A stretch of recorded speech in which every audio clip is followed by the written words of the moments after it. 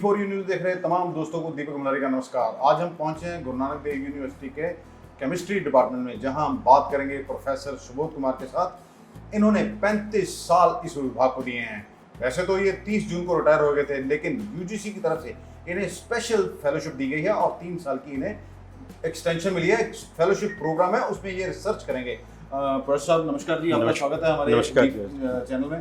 Sir थोड़ा बताएंगे कि आपने कब पीएचडी की थी और अभी तक आप कितने बच्चों को जो है आपसे पीएचडी करके जा चुके हैं?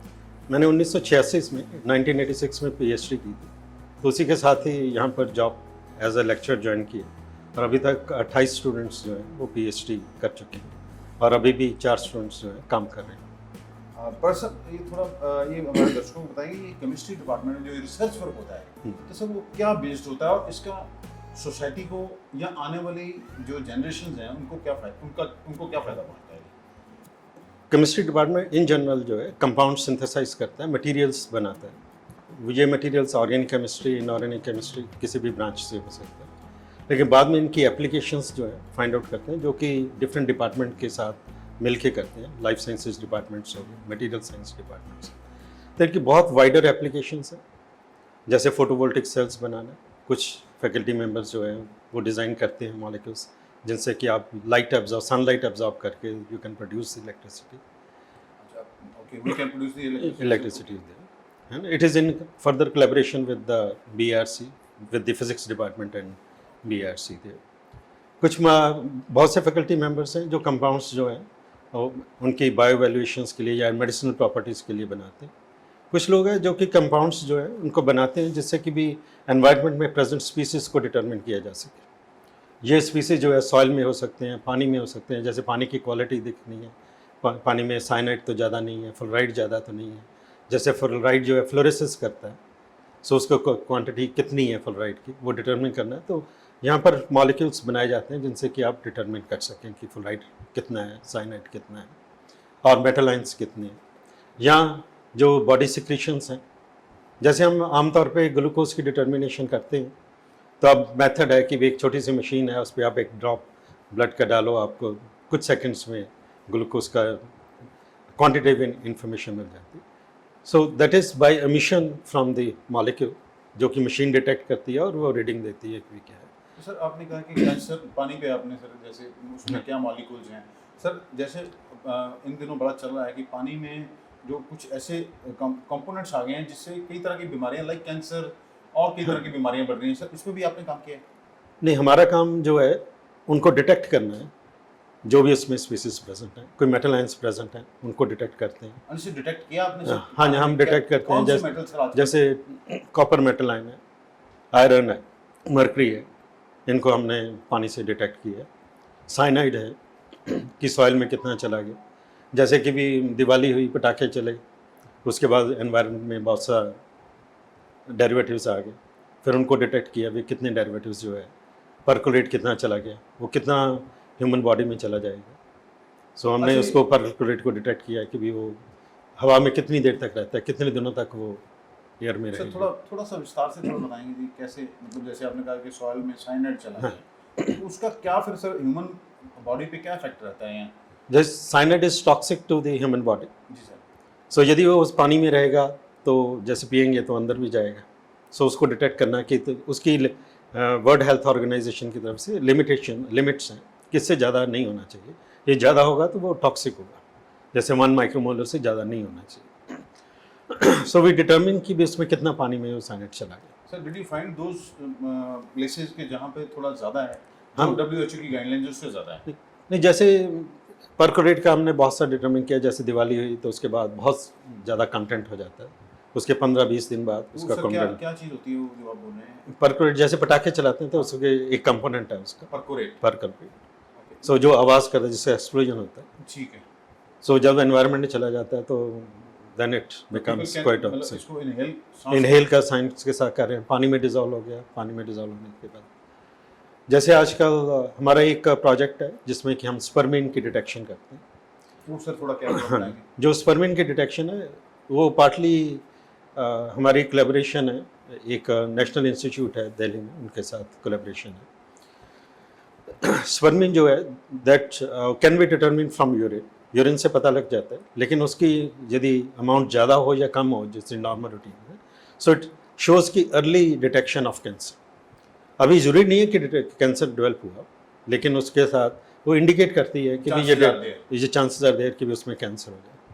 सो हमने 3-4 मेथड्स डेवलप किए हैं, उनको हम प्रोग्राम ले जा रहे हैं। एक तो ये हो गया जो आपने बताया स्पर्मिन हाँ, मेथड है, कि भी और सब बताएंगे और कौन कौन हाँ, स्पर्मिन से के लिए एक कलर वाला मेथड्स भी है, तो जस्ट कलर चेंज आ जाएगा, रेडिश से ब्लू हो जाएगा, तो you can just we race tag and see it की भी क्या है। वो कैसे अभी क्या टैग ब्लड कर देगा या ये हम ना वेरिएबल सेंसर्स इनको बोलते हैं कि जैसे यहाँ पर एक स्टेप लगा लिया कपड़े का टुकड़ा, सो हम किसी इन्वायरमेंट में जैसे अब जा रहे हैं, हाइड्रोजन सल्फाइड प्रोड्यूस हो रही है ज़्यादा, जैसे गंदे नाले के पास गए वहाँ पर हाइड्रोजन सल्फाइड ज़्यादा हो रही है, वो कितनी सल्फाइड ज़्यादा क्या नुकसान कर रही है, उसका कलर चेंज, उसकी फ्लोरेसेंस चेंज आ रहा है। So these are termed as a variable sensors, है ना। किसी की भी बॉडी पे लगा है तो किसको लगता है कि मुझे हाइड्रोजन सल्फाइड से ज़्यादा दिक्कत हो रही है, so one can wear it and find out कि भी उसमें कितना चेंज आ रहा है। और सो इस तरह के बहुत सी चीज़ें हैं, क्योंकि अब तो मेरा पूरा रिसर्च पे, अब पहले तो क्या टीचिंग और रिसर्च दोनों पे ही था। सर आपने एक और चीज़ कही है कि पानी में जो मेटल डिटेक्ट किए हैं, हाँ। सर वो भी क्या जहाँ जहाँ से आपने, ये कौन सा एरिया थोड़ा बता देंगे, ये कौन से एरिया से जहाँ पर मेटल ज़्यादा आपको मिला है पानी से? और हमारा जो प्रोग्रेस है ज़्यादातर यूनिवर्सिटी कैंपस में रहता है, यूनिवर्सिटी का, we develop the methods and then we hand over to the.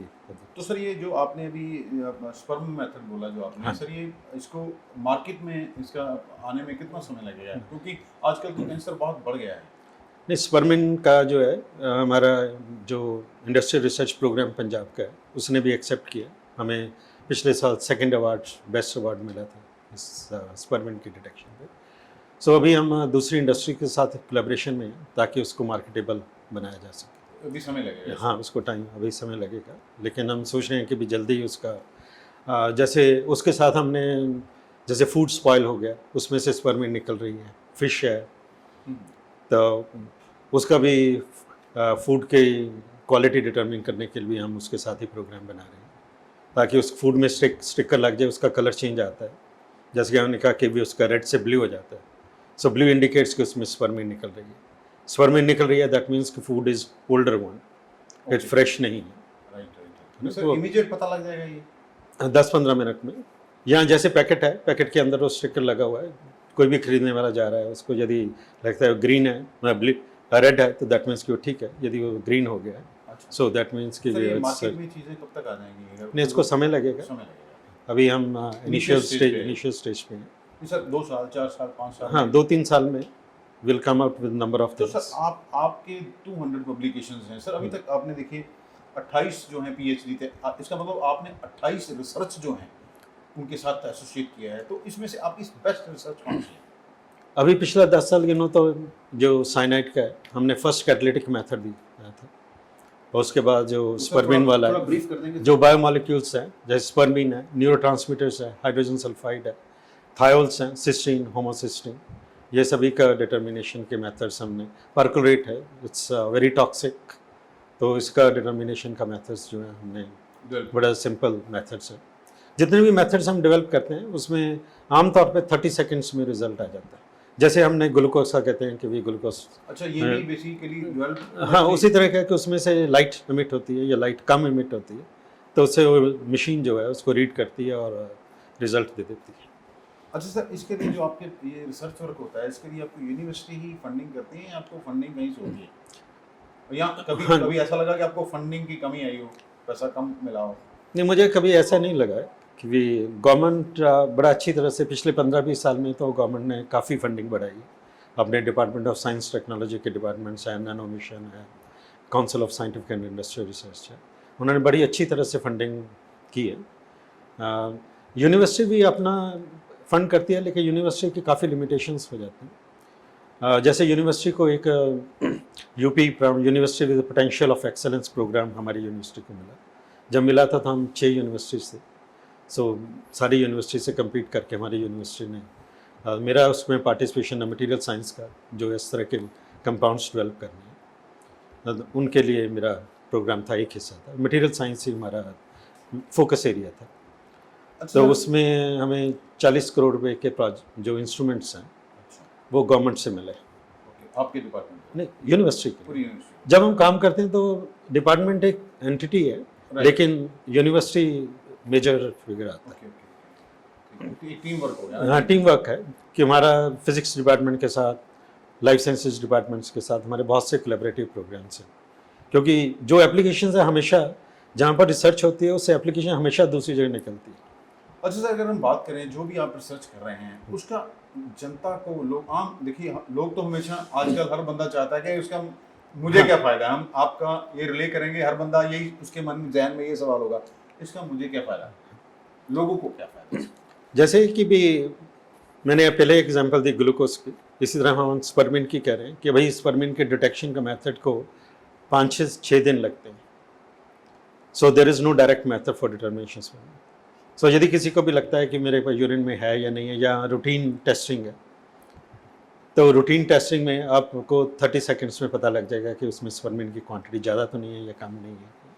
So health programmes को जैसे कि हम डेवलप करेंगे, तो जो जैसे जैसे डेवलप होते जाएंगे, तो ये fluorescent probes will be one of the major components in the next 5 to 10 years, जो कि लोगों के हेल्थ प्रोग्राम्स के साथ चलेगा। Sir, only early detection of cancer and ना for anything it can be ना, जैसे कि हाइड्रोजन सल्फाइड के साथ है। अभी 10 दिन पहले हमारा एक प्रोजेक्ट था जिसमें हमने प्रेजेंट किया, तो कमेटी हैज़ रिकमेंडेड कि आप इसका पेटेंट करवाइए। तो again the negotiations are going on how to get the patent, and that is for the neuro, that's one of the neurotransmitters. What is that. Hydrogen sulphide है जो कि environment में release होती रहती है डिकम्पोजिशन ऑफ प्लांट्स के साथ या रफ मटेरियल्स, वेस्ट मटेरियल के साथ। जैसे हम निकलते हैं यहाँ से, नाले के पास से निकले तो बहुत स्मेल आती है, हाँ हाँ। That is due to the hydrogen sulphide. अच्छा सर, एक बड़ा सवाल है कि आजकल जो बच्चे हैं वो टीचिंग लाइन में नहीं आना चाहते। आपका 35 साल, आप यहीं हाँ। पढ़े, यहीं से ग्रेजुएशन की, यहीं से आपने एमएससी की और यहीं पीएचडी करने का मौका मिला और अब आप पढ़ा भी यहीं पर रहे हैं। हाँ। जो जनरेशन है नहीं, वो सब इस लाइन में नहीं आना चाहती टीचिंग प्रोफेशन में, तो क्या, what is the reason basically. नहीं देखो, जरा आज जो है टीचिंग प्रोफेशन के लिए बहुत से एवेन्यूज़ अवेलेबल हैं। आज से 15 साल पहले या 20 साल, जैसे मैंने जब ज्वाइन किया तब टीचिंग के बाद बहुत कम नौकरियां मिलती थी, लेकिन अब जैसे फार्मास्यूटिकल इंडस्ट्री है, केमिकल इंडस्ट्री है, उसके पास बहुत सारी जॉब्स निकलती हैं। सो स्टूडेंट्स जो है वहाँ पर जाना पसंद करेंगे क्योंकि वहाँ का सैलरी कंपोनेंट, वहाँ की प्रोग्रेस फास्टर है कंपेयर टू यदि आप गवर्नमेंट जॉब में रहते हैं ना। आई वुड से कि देयर इज़ नो लिमिट।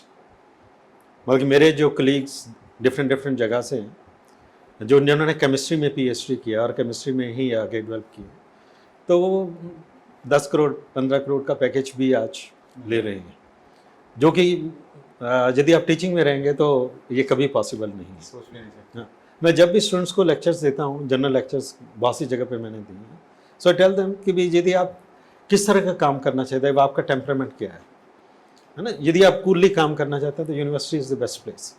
आपको कोई डिस्टर्ब नहीं करता है, आप जितना चाहें रिसर्च करते रहें। मुझे 2-3 बार एनबैक्सी वालों ने कहा था, मैंने कहा नहीं, I want to work peacefully. So इसलिए मैंने रदर इंडस्ट्री को बेटर, लेकिन यदि आप चाहते हैं कि मैं चैलेंज एक्सेप्ट करना चाहता हूँ, I want to do a better job, so industry is best position where you can get the jobs. एक प्रश्न ये बड़ा हो गया कि एजुकेशन का कमर्शियलाइजेशन हो गया बहुत है। कॉमन मैन जो है अपने बच्चे को पढ़ा नहीं सकता। ये बड़ा वैसे आपके उससे हटके क्वेश्चन है, लेकिन ये मेरे मन में हमेशा रहता है कि अगर कॉमन मैन के बच्चे को एजुकेशन नहीं होगी तो व्हाट दे विल डू। नहीं, ऐसा नहीं है कि कॉमन मैन को एजुकेशन नहीं मिलती। जैसे यूनिवर्सिटी है, यूनिवर्सिटी की फीस स्ट्रक्चर बहुत कम है। सर, यूनिवर्सिटी से आने से पहले की बात कर रहा हूँ मैं, 10+2 के बाद, 10वीं के बाद जो है वो भीड़ लगी हुई है। नहीं, इवन उससे पहले भी जो हमारी नई शिक्षा नीति आई है, शिक्षा नीति में 2 चीज़ें बहुत इंपॉर्टेंट है। एक लोकल लैंग्वेज, कि जब हम पढ़ते हैं तो जब हम अपनी लैंग्वेज, बात तो किसी और में लैंग्वेज में कर रहे हैं, जब स्कूल जाते हैं तो लैंग्वेज ही बदल जाती है, तो बच्चे के लिए समझना बहुत मुश्किल है। घर में वो पेरेंट्स से एक लैंग्वेज में बात करते हैं। सो अब ये कंपल्सरी होगा कि आप जो घर पे जिस लैंग्वेज में बात करते हैं उसी लैंग्वेज में स्कूल में जाके करेंगे। So receptivity of the students towards education will be increased. So इसका एक बहुत बड़ा फ़ायदा ये होगा। दूसरी जो है गवर्नमेंट हैज़ डन इट कि भी 6% GDP है that will put into the education. So जब 6% GDP जाएगी तो एजुकेशन का डेवलपमेंट बहुत फास्ट होने वाला है। उस डेवलपमेंट के साथ बहुत सस्ती एजुकेशन हर किसी को, एक तो 10वीं तक तो सभी को एजुकेशन वैसे ही मिलेगी, उसके बाद भी एजुकेशन इतनी महंगी नहीं है। सर मैंने कैलकुलेट किया था, बच्चे को ABC सिखाने में 2 से 2.5 लाख रुपए लग जाता है। अगर 2.5 साल का बच्चा होता है उसको स्कूल भेज देते हैं, 3 साल का होता है। ये एक भेड़चाल शुरू हो गई, ऐसा नहीं होना चाहिए कि बच्चे की एक डेवलपमेंट एज है, बच्चे को पेरेंट्स के साथ ही पहले घूमते फिरने रहना चाहिए, अपनी फैमिली के साथ रहना सीखना चाहिए। जब एक सर्टन एज आ जाती है, जैसे 4-5 साल का बच्चा हो, one is able to accept. पर सर आपका लंबा समय है शिक्षा में, कोई ऐसी घटना जो आपको अभी भी विचलित करती है, कोई ऐसी घटना हुई हो आपके साथ? आपसे तक जिससे कि मुझे बहुत अच्छा लगा हो या आपको अच्छा लगा हो या आपको वर्ड्स लगा? वैसा बहुत सी इंटरेक्शंस होती रहती हैं।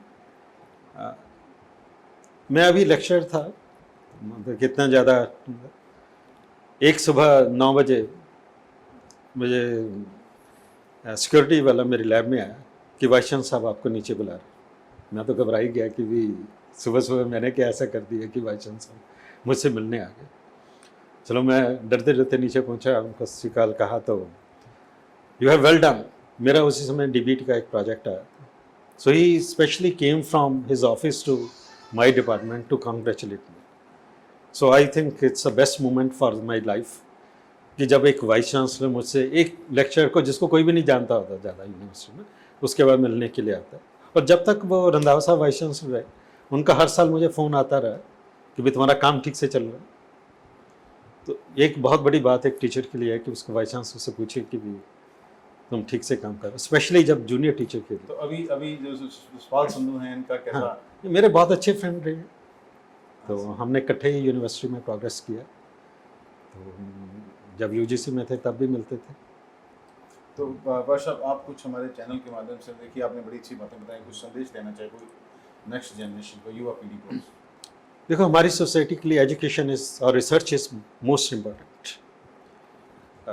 जो हमारा DST DBT जो भी गवर्नमेंट का प्रोग्राम्स है, यदि हम रिसर्च प्रोजेक्ट्स लिखेंगे और रिसर्च के साथ बढ़ेंगे, जहाँ पर आज अमेरिका है, हम 2040 में उस स्टेज पर पहुँच जाएंगे। अगर यही हाँ, इसी प्रोग्रेस के साथ हम चलें, हम जोर से प्रोजेक्ट्स लिखें, जोर से रिसर्च करें। तो सर एक मिथ है कि हम तो 100 साल पीछे हैं उनसे। ये हर कोई सोचता रहता है कि कितना पीछे है या कितना नहीं। अब्दुल कलाम जी की एक बुक है 2020, यदि आप उसको देखेंगे तो यूनिवर्सिटी ने एज ए गवर्नमेंट ने कितनी प्रोग्रेस की। यदि आप देखें कि मनमोहन सिंह जी के टाइम पर हमारी सैलरीज को कितना जंप मिला, जब 2008 में हमारे नए पे इसके, that is a vision of the government कि how our society will develop in next years ना। उस विज़न के साथ चल रहा है। ये नहीं है कि भी आज गवर्नमेंट चेंज होगी तो विज़न चेंज हो गया होगा। जो एक विज़न है जो कि हमेशा हर गवर्नमेंट के साथ चलता रहता है, उसको कोई चेंज नहीं आता। दूसरी जो है टेम्परेरी चीज़ें होती हैं। सो अभी भी हम सोचते हैं कि भी हम यदि 20 साल में अगले में जहाँ पर आज USA है वहाँ पर हम पहुँच जाएंगे।